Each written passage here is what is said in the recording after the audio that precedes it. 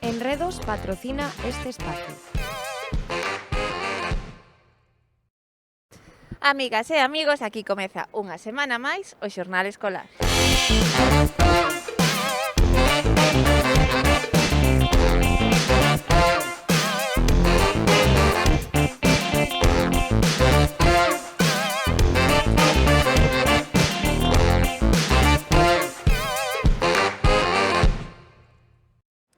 Hoxe comezamos coa diversión do Parque Funtastic. Ali estivemos para ver o ben que o pasaron os nenos neste espazo de xogo educativo.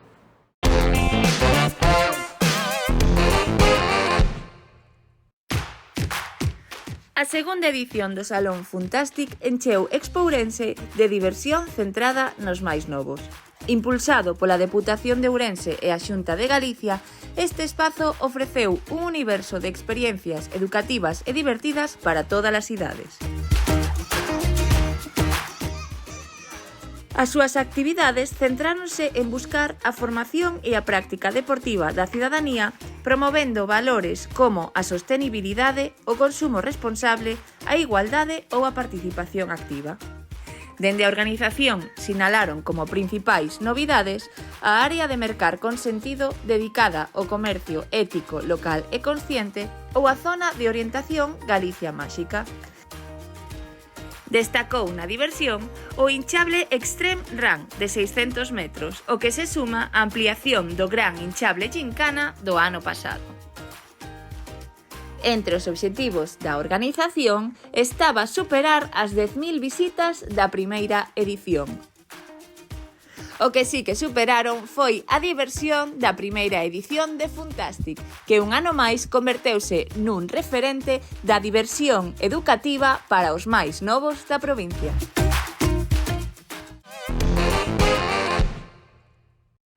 Prepara os materiais porque hoxe na Lixoteca imos facer un dinosaurio.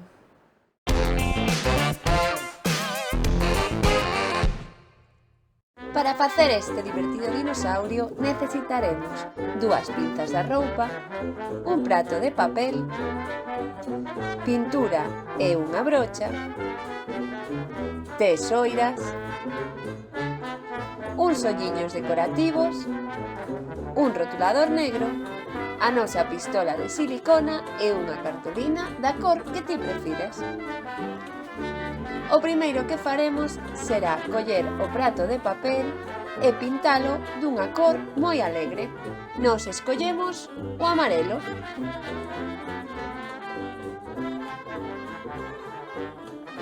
Mentres deixamos que o prato seque ben, imos facer agora o debuxo da cabeza e todo o lombo do noso dinosaurio.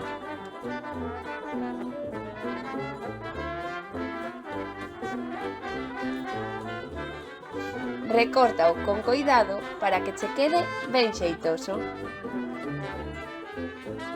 Fai o mesmo coa cabeza.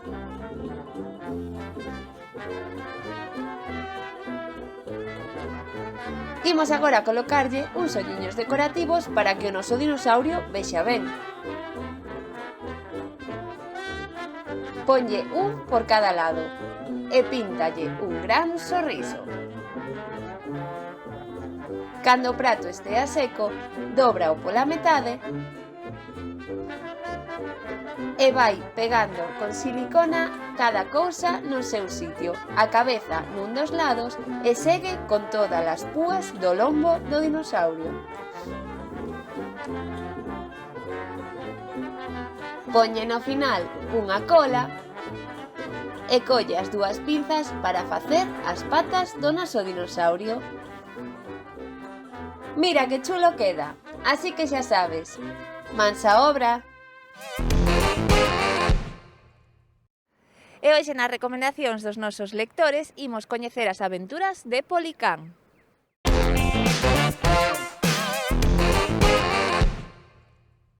Ola, chamome Roite, teño 10 anos e vou no colexio Mestre Vide en quinto A de primaria.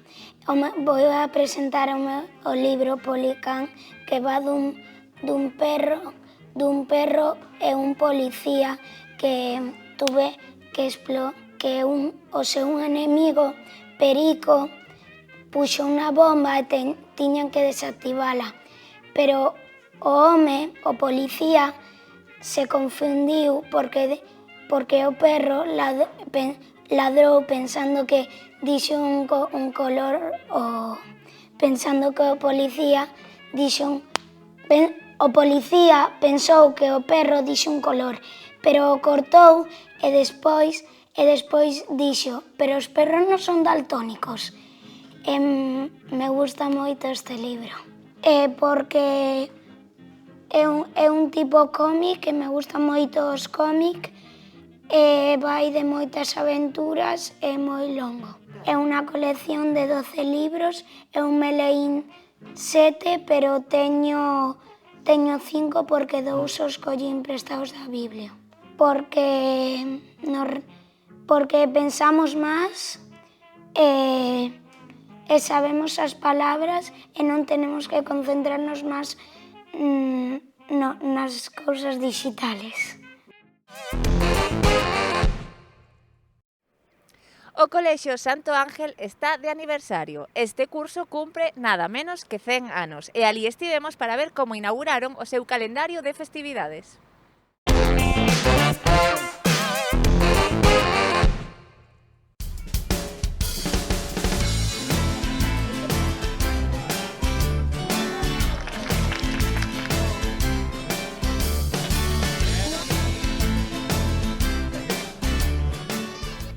Hace mucho tiempo, unas personas con un gran corazón quisieron que en Ourense hubiera un lugar especial, un cole donde los pequeños pudieran crecer felices.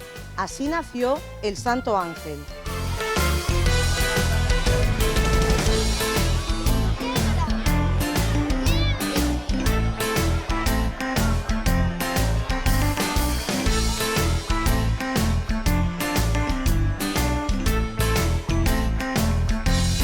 Estamos celebrando el centenario del cole. Nos entregaron unas pulseras a todos. Cantamos el cumpleaños feliz, le entregamos unas cartas y hicieron un gesto muy bonito de plantar un árbol, un olivo. Soy Daniel González y soy alumno del Colegio Santo Ángel Calasantes Ourense. Durante este año vamos a realizar diversas actividades interdisciplinares, pero entre la más importante, una cápsula del tiempo en la que vamos a meter todos los nombres de los niños del curso, del colegio. Plantar un tesoro, una cápsula del tiempo de todos los niños y niñas que están aquí reunidos, y es un gesto muy valioso para el colegio.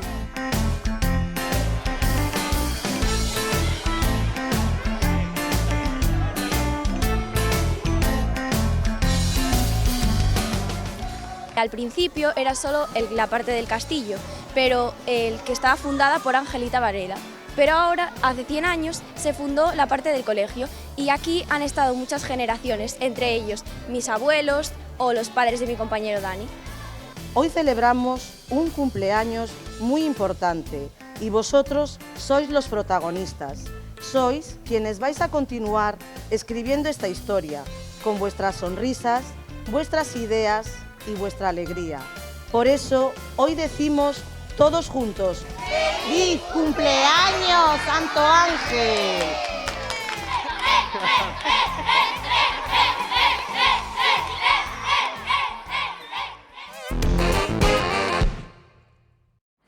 E presta moita atención porque na Escola de Familias desta semana imos aprender como funciona o cerebro dos máis pequenos.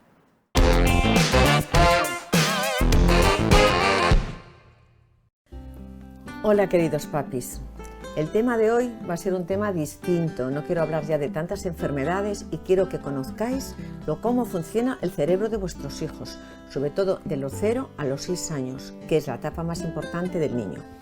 Entonces voy a hablar de cómo funciona el cerebro del niño en la primera infancia, para que sepáis cómo son sus reacciones y cómo funciona y que los podáis entender mejor. Entonces, en la primera infancia, que es de los 0 a los 6 años, es donde se van a establecer las bases, los cimientos y donde se perfila la arquitectura del cerebro del niño. Entonces es muy importante porque se va a construir ahí, en esa etapa, su salud emocional, se va a construir su comportamiento y ahí es donde va a aprender a gestionar él sus emociones. En los primeros 6 años de vida es cuando el cerebro infantil tiene un potencial enorme y es donde nosotros debemos de entenderlo y poder ayudar al niño a gestionarlo, porque va a ser las bases de su futuro.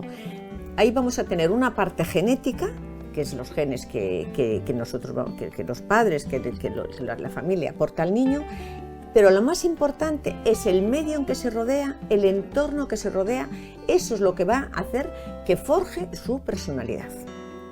Durante esta primera etapa de infancia, que como digo es de los 0 a los 6 años, es cuando el cerebro que va a funcionar del niño, el niño va a vivir la emoción y todo su mundo va a rodearse de emoción y de la parte emocional de su cerebro, que es lo que voy a explicar ahora más adelante. Entonces vamos a hablar de cómo se desarrolla el cerebro en cada etapa y qué relación tiene con las emociones, porque lo más importante es que la primera parte del niño va a vivir en la zona emocional. Entonces hay tres estructuras que se van a unir entre ellas y van a formar, como digo, como los 3 cerebros del niño, que sería el cerebro primitivo, el cerebro primitivo con el que se nace. Ya nacen con él, ya nace aprendido, porque es el que nos va a hacer funciona para nuestras necesidades básicas, es decir, comer, dormir, regula la temperatura corporal. Con ese ya nacemos, nuestras necesidades básicas están cubiertas. Pues tenemos un cerebro racional, que es un cerebro ejecutivo. Ese empieza a formarse a partir de los 4 años, luego se sigue formando hasta la edad adulta. Es el que va a autocontrolar, que va a hacer que el niño se autocontrole, que va a hacer que el niño gestione los impulsos, pero claro, va a ser a partir de los 4 años. Hasta los 4 años el niño no va a saber ni autocontrolarse ni gestionar los impulsos, porque el cerebro va a ser totalmente inmaduro y es el cerebro ejecutivo. Y después tenemos el cerebro emocional. El cerebro emocional es el que más nos importa porque es el que más va a influir en la primera etapa de la vida del niño. Entonces el cerebro emocional, como veis aquí, yo os lo puse ahí, se encuentra en el sistema límbico. El sistema límbico es una parte del cerebro que es el responsable de las respuestas emocionales. Tenemos unas respuestas emocionales básicas como es la alegría, la tristeza, el miedo, la ira, la sorpresa, el disgusto, ¿vale? Este cerebro se empieza a formar alrededor de los 2 años, a veces un poquito antes. Es un cerebro automático, es involuntario y es reactivo. Por eso el niño no puede evitar la emoción, porque es automático, es el cerebro el que de repente dice que bueno, ya os lo voy explicando más adelante. Es un cerebro emocional que tiene el control en estos momentos de la totalidad del cerebro y por tanto de la conducta. Madura alrededor de los 4 o 6 años, o sea, hasta los 4 o 6 años el niño no va a poder regular su conducta, no va a tener capacidad ni de razonamiento ni de reflexión como la que tiene el adulto.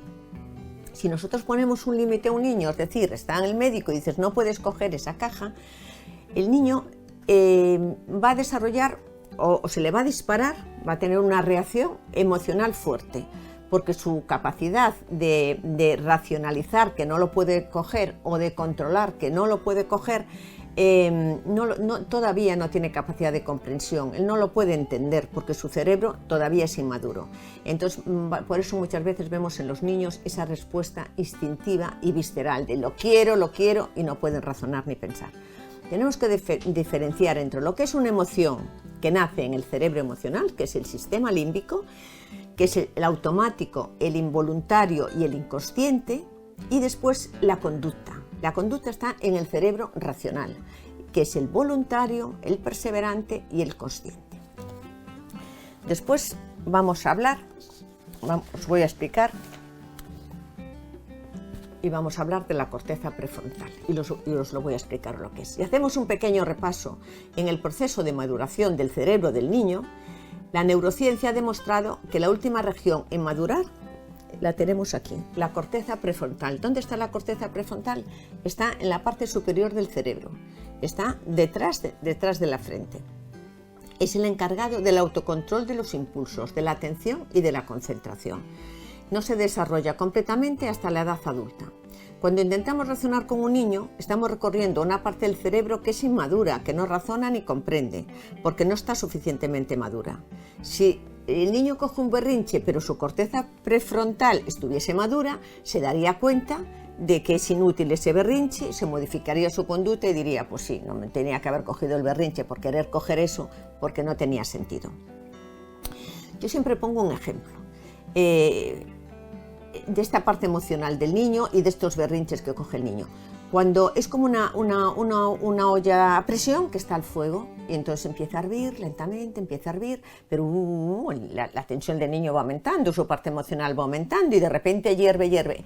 ¿Y qué lo frena? Lo frena la tapadera de esa olla a presión. La tapadera de la olla a presión es la corteza prefrontal que le está diciendo no puedes, cálmate, regula tu conducta, pero él no puede hacerlo porque está inmadura su corteza prefrontal y termina estallando la tapadera. Paulo Coelho siempre dice, que es una cosa que me gusta, el niño puede exigir con todas sus fuerzas aquello que desea y no va a parar hasta que en teoría lo pueda conseguir.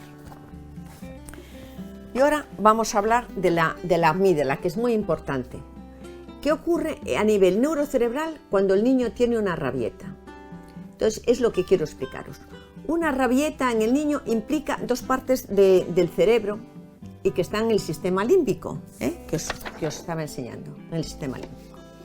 Aquí os enseño la amígdala cerebral del niño, que es la que va a funcionar con el niño. A mí esta foto la verdad es que me gusta mucho. Y entonces, durante una rabieta, funcionan aquí dos partes del sistema límbico, que es el hipotálamo y la amígdala. ¿Qué es la amígdala cerebral? Las amígdalas son dos estructuras que hay en el cerebro, las veis en los dos dibujos, y está en la parte interna del lóbulo temporal y se reconoce muy fácilmente porque ya veis que tiene como una forma de almendra. ¿Qué pasa con la amígdala del niño cuando tiene una rabieta? Bueno, pues se van a soltar dos sustancias. Una es la adrenalina, que es la que invita a la acción, y otra es el cortisol. El cortisol es la hormona del estrés y es la que le impide en esos momentos pensar y razonar. Entonces, esto es la base de la rabieta del niño, la amígdala y el hipotálamo, que vamos a hablar ahora de él. Hay un psicólogo que le puso nombre a esa reacción amidalar, le puso nombre como secuestro amidalar. Y entonces yo os digo, ¿y qué significa este secuestro de la amígdala? Pues es una reacción emocional que es inmediata y desproporcionada.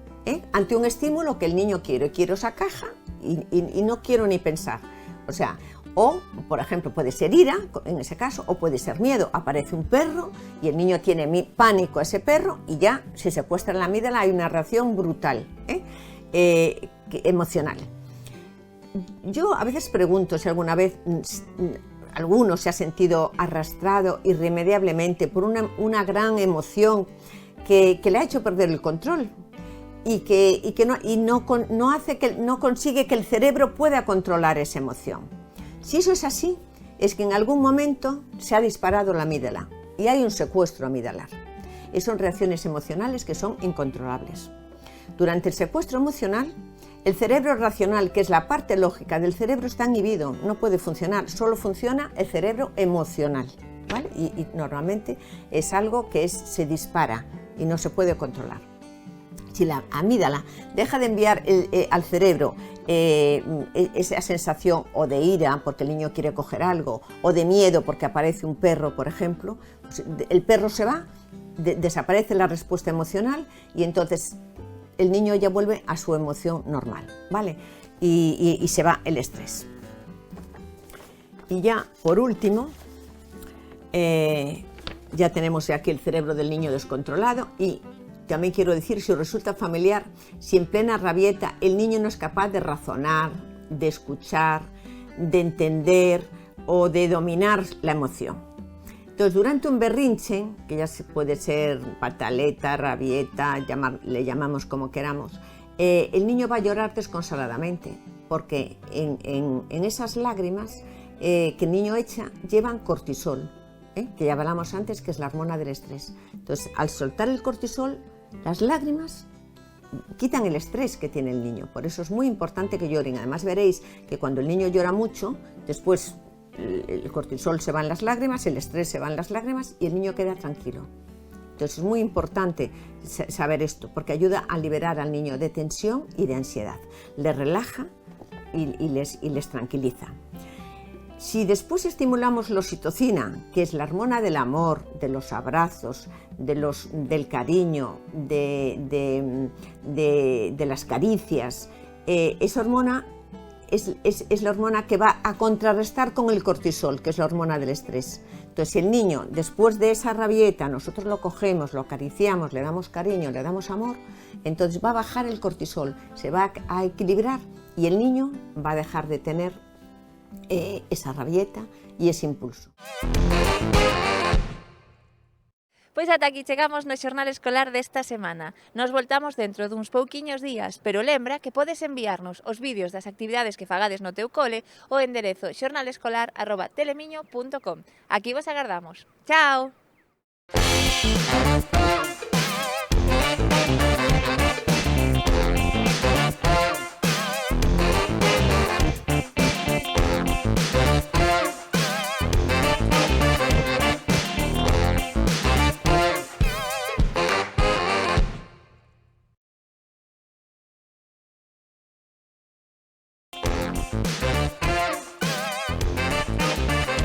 Enredos patrocina este espacio.